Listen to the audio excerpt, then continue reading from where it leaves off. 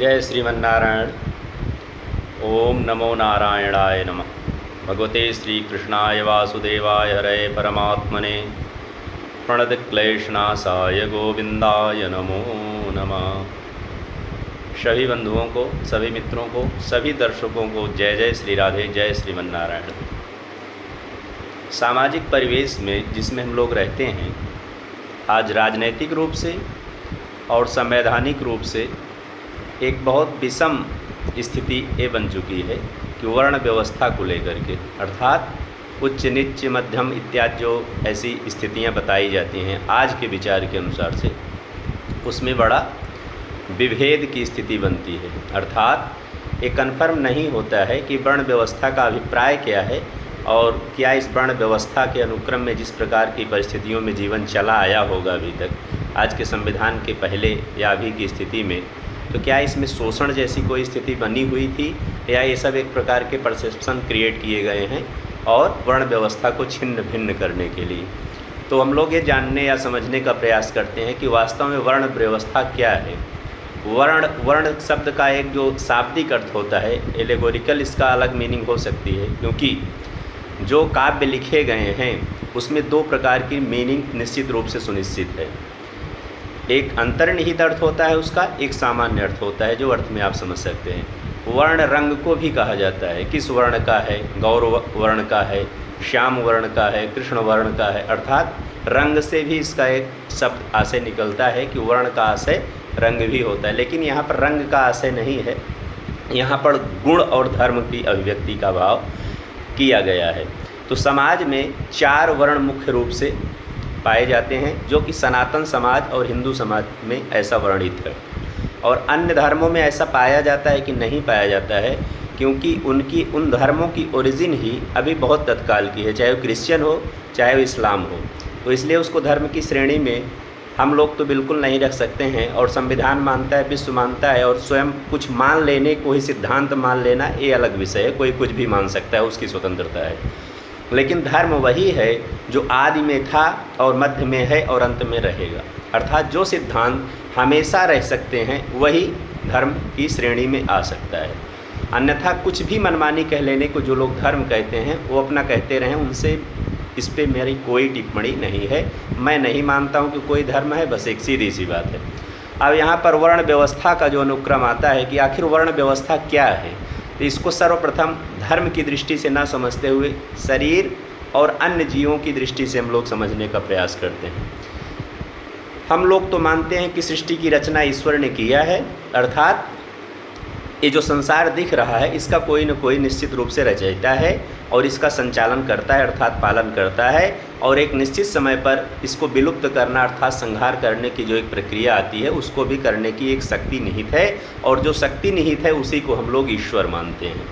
वो चाहे प्रकृतिवाद को लेकर के, चाहे ईश्वरवाद को लेकर के, भौतिकवाद या आध्यात्मिकवाद, दोनों में कार्य निश्चित रूप से एक शक्ति ही कर रही है। चाहे प्रकृति स्वयं त्रिगुणात्मिका होकर के सृष्टि का सृजन, पालन और संहार करती है, चाहे उसी के जो अधिपति देव हैं ब्रह्मा विष्णु महेश, वो इस शक्ति के नियंता हैं, उसके माध्यम से पालन, सृजन और संहार होता रहता है।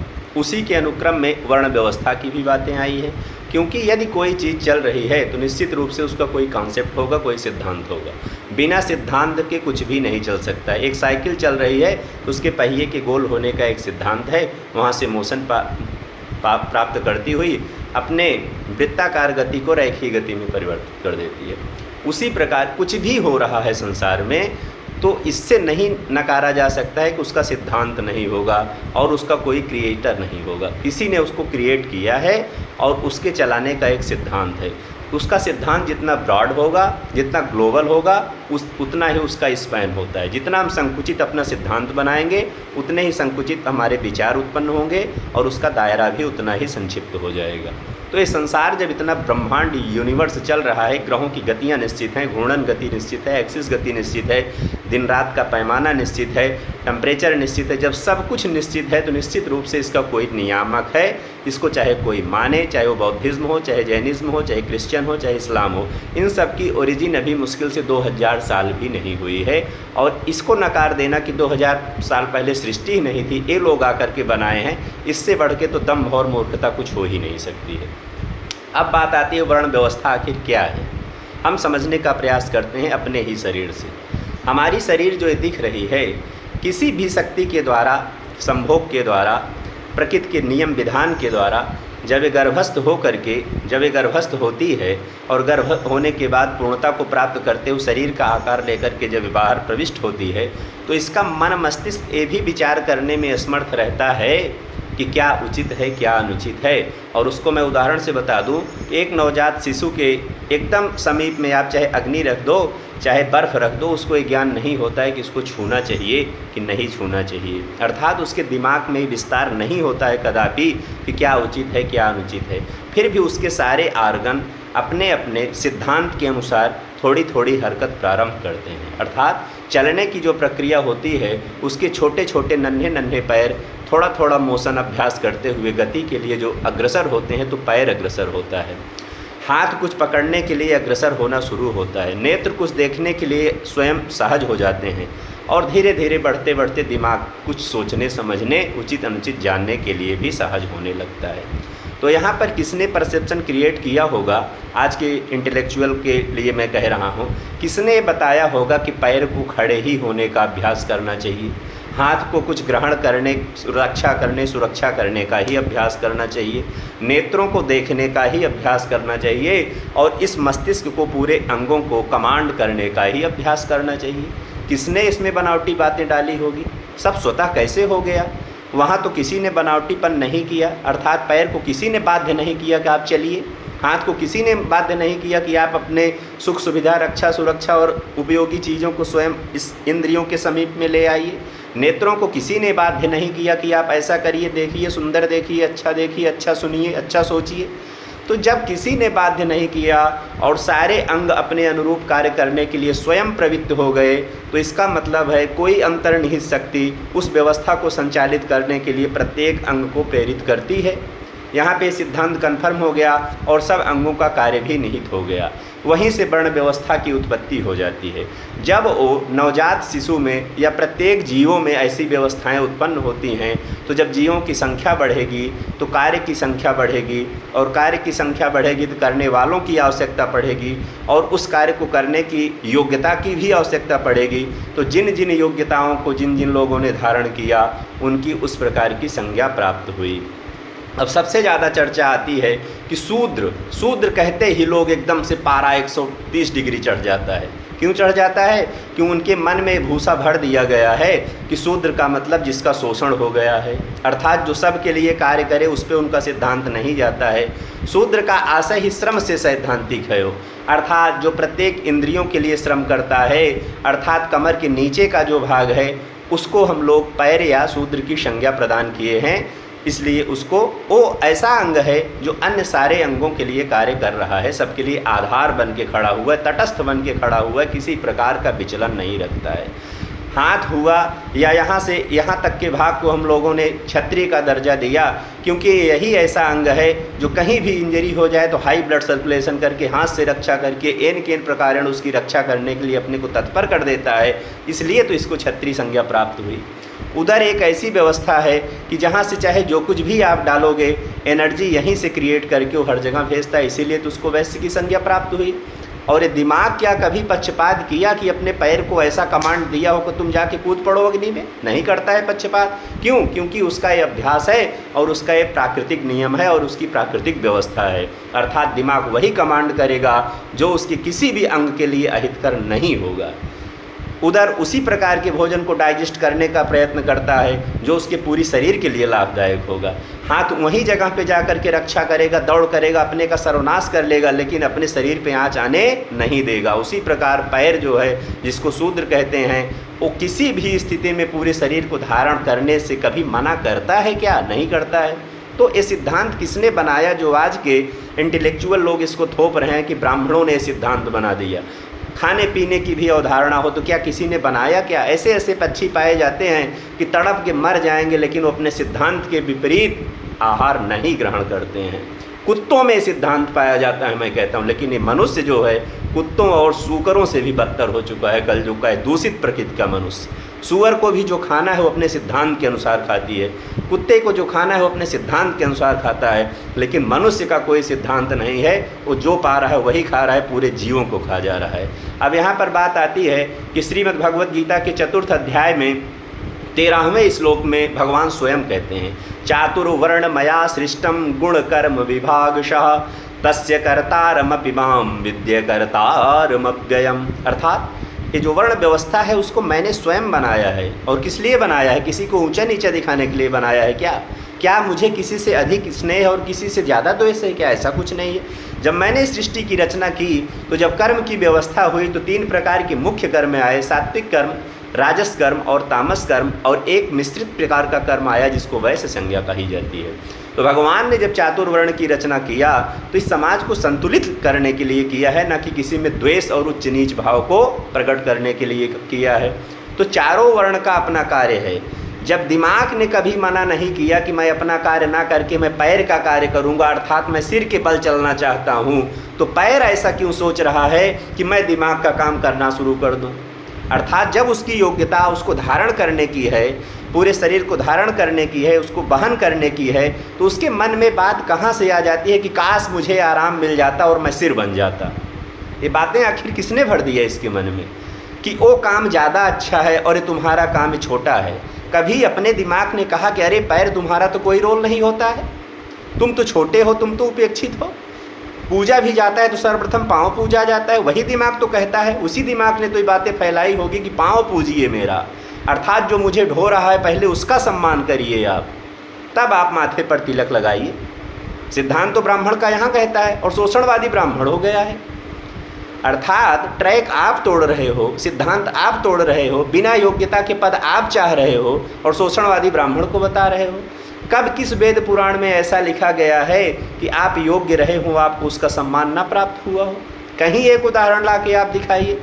वहीं पे आपको दंडित किया गया, वहीं आपको सिद्धांत पे तटस्थ रहने के लिए बाध्य किया गया, जहाँ पर आपने अपने ट्रैक को तोड़ना प्रारंभ किया है। चाहे शंबुक बधिक की बात की चर्चा होती है तो शंबुक ने ऐसा कुत्सित प्रयत्न किया कि स्वर्ग जाना अर्थात वैकुंठ जाना, नारायण धाम जाना, अंतरिक्ष धाम जाना शरीर ले करके कैसे जा सकता है? आप सदन में तो जा नहीं सकते हो, आप डीएम के ऑफिस में तो जा नहीं सकते हो उनके प्रोटोकॉल को तोड़ करके। आप चले हो स्वर्ग में सदैह जाके पहुंच जाने के लिए। जब क्षत्रिय होकर के त्रिशंकु नहीं जा पाए तो उनको भी तो दंडित किया गया, उनके ऊपर कोई प्रश्न नहीं है। शंबुक के ऊपर बड़ी ज़्यादा सहानुभूति लुट रही है। किस लिए?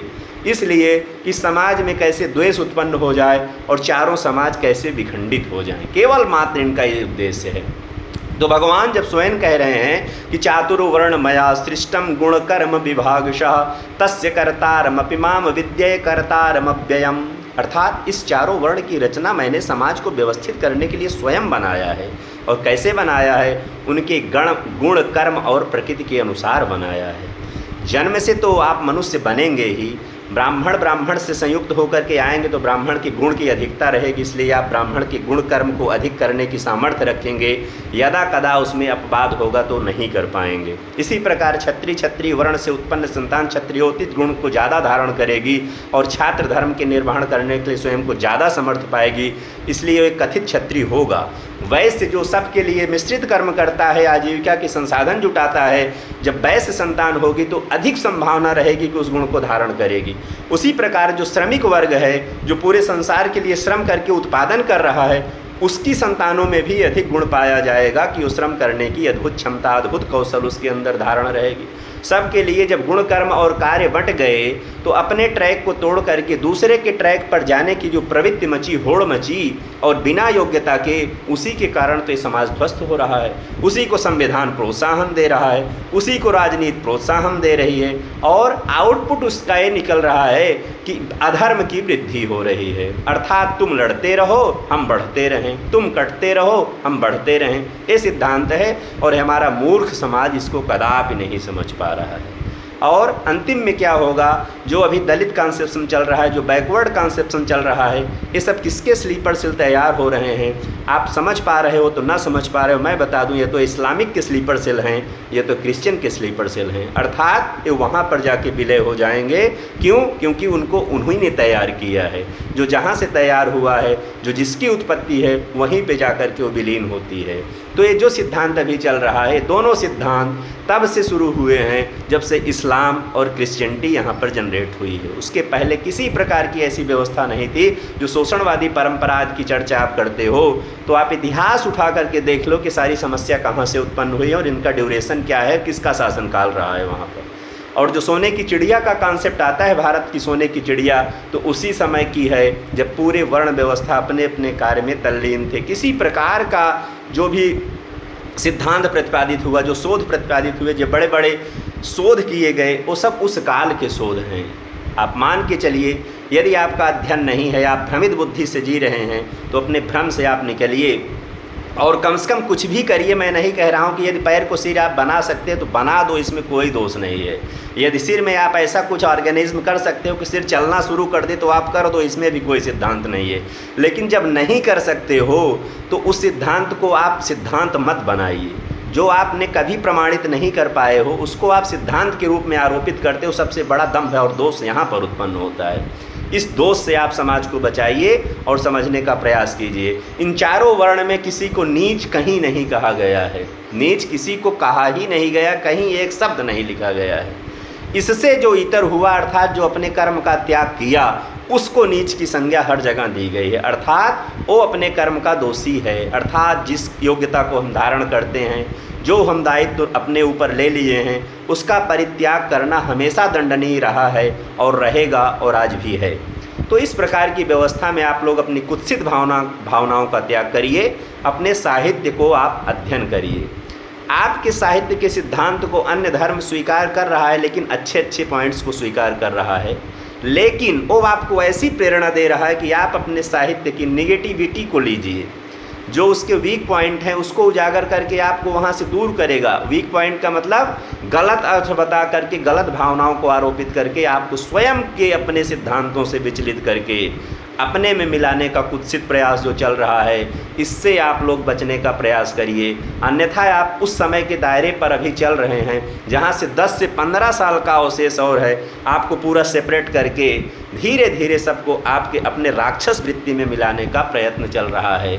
और आप लोग इस सिद्धांत में बड़े महत्वाकांक्षी अपने को मान रहे हो कि मैं तो उससे श्रेष्ठ हूँ, मैं तो उससे श्रेष्ठ हूँ। वो कह रहा है मैं उससे से, कोई किसी से श्रेष्ठ नहीं है, सबको समता की दर्जा प्राप्त है। केवल ये समाज, ये राजनीति सबकी समता को नष्ट करता है। आप इस सिद्धांत को समझिए और इसके विरोध आप लड़ने का प्रयास करिए, ना कि आपस में लड़ करके अपने शरीर को नष्ट करिए। हाथ को अलग काट के रख दो, पैर को अलग काट को रख दो, पेट को अलग अलग करके रख दो, छाती को अलग कर दो, सिर को अलग कर दो, तो इस शरीर का अस्तित्व है क्या संभव ऐसा?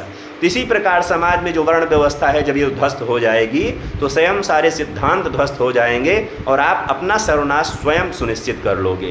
केवल एक प्रयास चल रहा है, लेकिन आपकी जो बुद्धि कुंठित हो गई है, उसमें एक झूठे बड़प्पन की जो भावना उत्सुत हो गई है, उसके कारण आप लोग अपने सर्वनाश की स्वयं जिम्मेदारी ले रहे हो। जय जय श्रीमन्नारायण, जय श्री राधे।